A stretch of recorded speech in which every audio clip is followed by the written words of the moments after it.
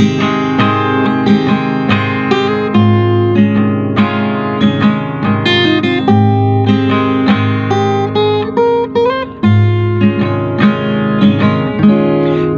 I'ma want you.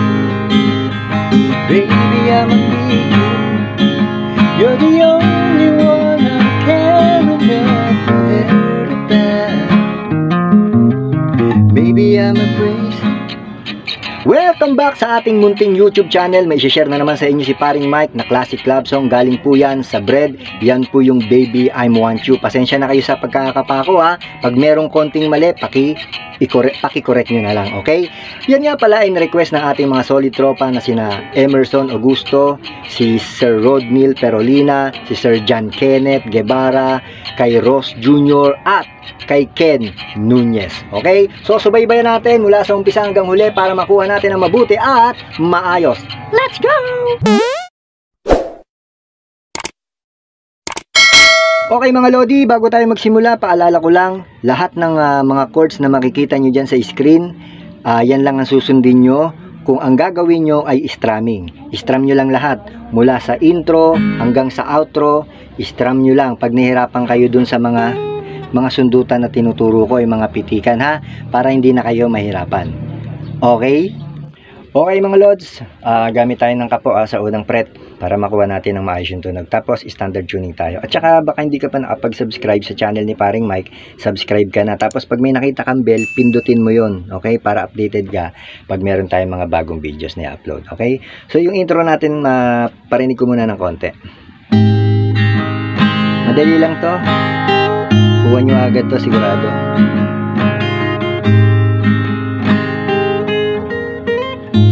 Okay? Okay, so paano ba yung mga Lodi? Ilagay natin sa G major 7 ang unang chords natin. 3rd fret 6th string, 2nd fret 5th string, 2nd fret 1st string. Ganito yung tunog. Yan. So pitikin natin yung 6 and 1. Up, down, down. Up, down, down. Okay? Tapos hammer natin yung pinky natin sa 3rd fret ng 1st string. So ganito na siya. Hammer. Tapos open natin yung 1. Sabay nyo yung 6. Okay? So pag napagsabay nyo na yung 6 and 1, lapag nyo agad, kailangan mabilis natin may lalapag yung index natin sa 1st fret ng 2nd string. So ganito. Up, down, down. Up, down, down. Okay? So parang C over G yan. Ang C over G kasi, nilalapag pa yung pinky sa 3rd fret ng 5th string. Tapos yung middle natin, minsan nilalagay pa natin dito sa 2nd fret ng 3rd string. Para hindi na tayo mahirapan, ganyan na lang. Okay? O, ulitin natin. 5, 6, 7, 8.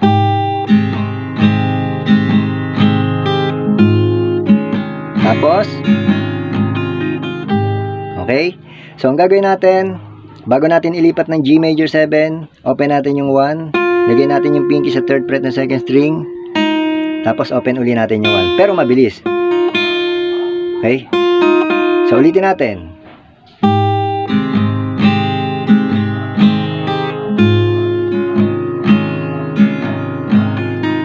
Tapos, pag pitik ng G major 7, 6 and 1 uli. Up, down, down. Hanggang dun lang. Okay? Up, down, down. Kasi susundo tayo ng... Okay? So, pero syempre, mamaya na yon. Hanggang dito muna tayo sa up, down, down. Ha? 5, 6, 7, 8. Sundot. Up, down, down. Tapos, etong number 1 na string, nakadiin na yung 2nd fret niya di ba? Unahin natin yan. Sundutuloy natin sa 3rd fret to. Okay? 5th fret, pinky, slide. Ulitin ko guys ha. Hanggang dito ha. Ububuhin ko ha. 5, 6, 7, 8.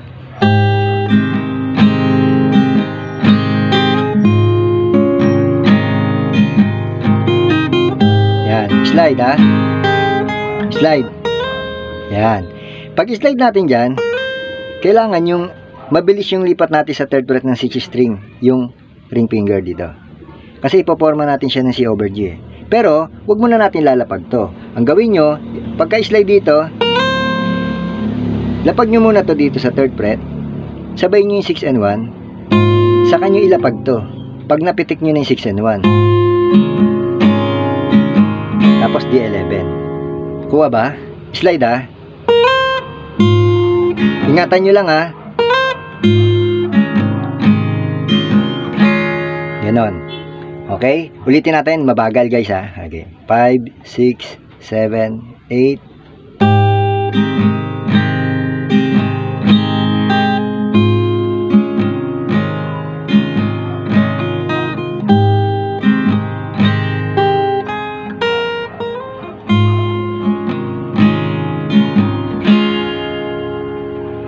Okay, unang verse, G major 7.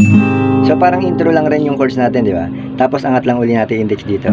C over G. Kung gusto niyo na ipitik to dito, okay lang naman kung hindi kayo nahihirapan. Yung C over G. Pero maganda, alisin niyo na lang rin. Para hindi kayo malito. So ganito. Baby, I want you. Baby, I need you. You're the only one I can love you. Okay? Pagdating dun sa word na to, you're the only one I care enough to. Open nyo yung 5. Okay? So, passing chord natin yan papunta dito sa letter C. Okay? You're the only one I care enough to hear. Tapos, bagsak ng C. To hear about.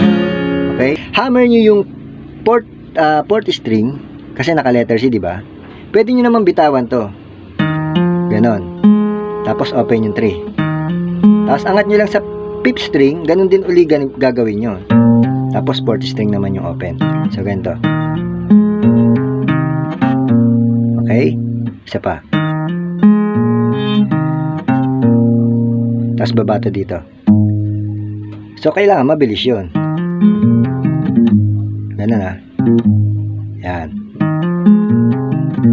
Kuha? Bagalan ko.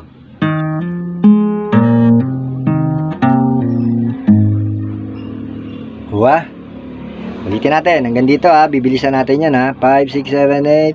Baby, I want you. Baby, I need you.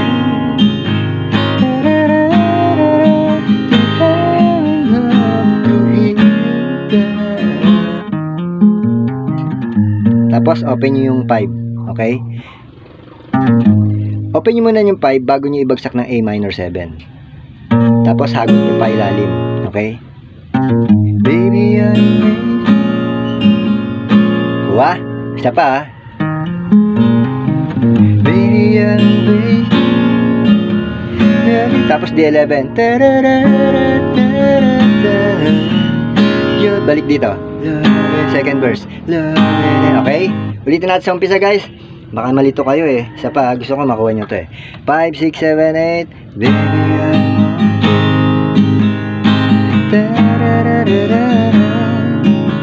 you're the only one I care enough to hear about. Baby, I'm waiting, but I just can't live without. Second verse, okay? Okay, so second verse ha. Your loving and affection, giving me direction, like a guiding light to help me through a dark. Okay? Pansinin niyo yung word na true. Like a guiding light to help me through. Open yung 5. Lagay niyo yung sa second verse yung 5th string. Tapos bagsak niyo ng C. Okay? Like a guiding light to help me through a darkest hour. Tapos G over B. Darkest hour. Tapos G over B. Okay, kung naka letter C, lagyan nyo to sa 3rd fret. Ito, 2nd fret, 5th string. Yan. Angat nyo na, yan. The darkest hour. Tapos A minor 7. Lately I'm afraid. D11. That you'll always be staying. Tapos G major 7. Beside me. Okay? Kasi kasunod ng chorus na eh. Pagdating sa beside me. Bass, number 6. Open, number 5. Tapos, first fret, number 5. pagbagsak ng B minor 7. Okay? Pero syempre, mamaya na yan. Ulitin muna natin yung second verse. 5, 6, 7, 8. Love and affection. Bagalan lang natin. Giving me direction, like a guiding light to help me through a darkest hour. G over B. Lately I'm afraid that you'll always be here staying beside. Bass. Yan. Okay, so sa chorus natin kasi ganito, guys. Yesterday just emotions passing by. Okay? Mamaya turo ko yan. Pagka nahirapan kayo dyan, i-forma nyo ng B minor 7, tapos letter C. So, ganito na lang gagawin nyo para madalian. Used to be my life was just emotion passing by. Tapos, sundutan nyo ng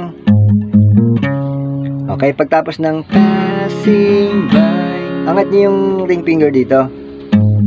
Dalawa. Isa sa number 5 naka-open, isa sa number 5 naka-press sa third fret. Kuha. Tapos balik yung B minor 7. Then you came along and made me laugh and made me cry. Okay? Tapos adlib. Okay? Yung isang paraan naman ng pagkuha natin sa chorus, ganito. Okay? Susundot nyo yung pinky dito sa 5th fret ng first string. Used to be my life was just emotion. Okay? Okay? Oko. Okay. Yung ring finger sa third fret naman ng first string. Paangat lang. Tamaan nyo yung 1, 2, 3 pwede o kaya 1, 2. Tapos passing by. Okay? Pagkasundot nyo rito, di ba ganyan? Angat nyo agad to dito sa third fret, 5th string. Stay put nyo lang to. Passing by, ha? Yan. Ganon. Okay? Pagsabayin nyo yung 5 and 1, passing, third fret naman yan, first string yung pinky. Passing by. Okay? Baba nyo sa letter C. Tapos yung bass natin kanina. Tapos ulitin nyo lang.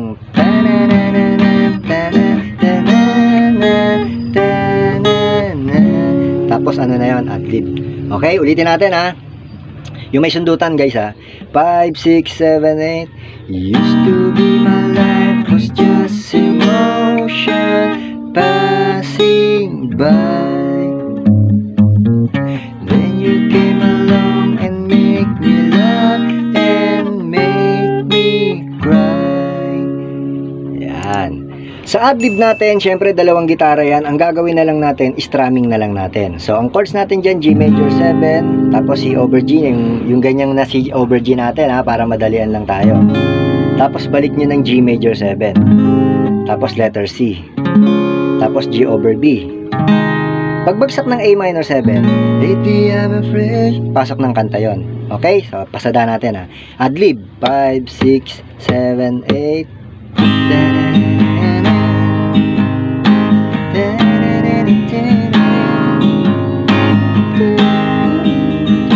C. G over B. D11. G major 7 beside me.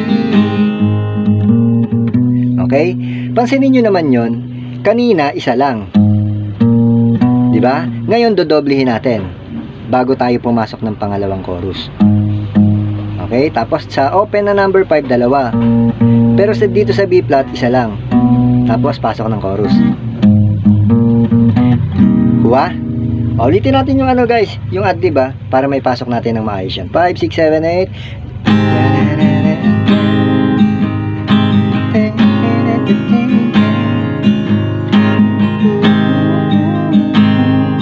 C. G over B. Kanta. D11. That you always be. G major 7. Bass natin. Chorus. Pagpasok ng chorus, mamili kayo. Yung naka-stay lang na B minor 7, ba?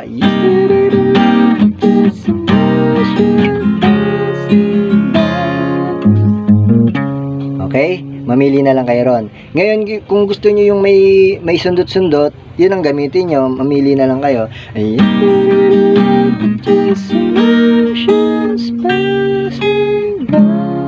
Okay?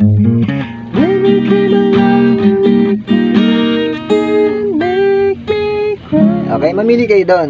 Pagtapos doon, meron pang ganito, di ba? Okay? Yun yung isusundot natin bago matapos yung chorus. Okay? So, ang chords na yan ay E minor 7. You, hagod nyo lang yun hanggang number 2. You, tot, A7 sus 4. Angat nyo to. Dalawang hagod. Tot, mi, tapos D11. 1. Ganito. You, tot, mi, 1. Kuha, isa pa. You, tot, mi, 1. Tapos, G major 7 outro. Tapos C over G. Tuloy-tuloy na yon. Okay, nakuha na ha. Ulitin muna natin sa chorus, tapos pasok natin yung You taught me what. Okay ha. Last chorus. Used to be alive, just emotions passing by.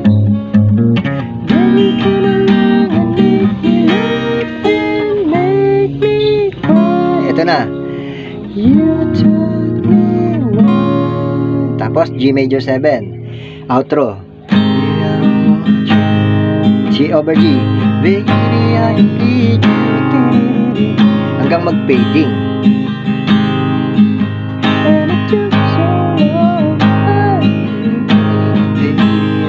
Okay? Hanggang mag-fading na yan. Ay nako mga Lodi, maraming salamat ha. At sinamahan nyo na naman ako sa mga oras at araw na to. Sana huwag kayong magsawa sa panonood sa ating mga guitar tutorial. Sana may natutunan kayo ha. Kaya, bye-bye na sa inyo mga repa! Bye!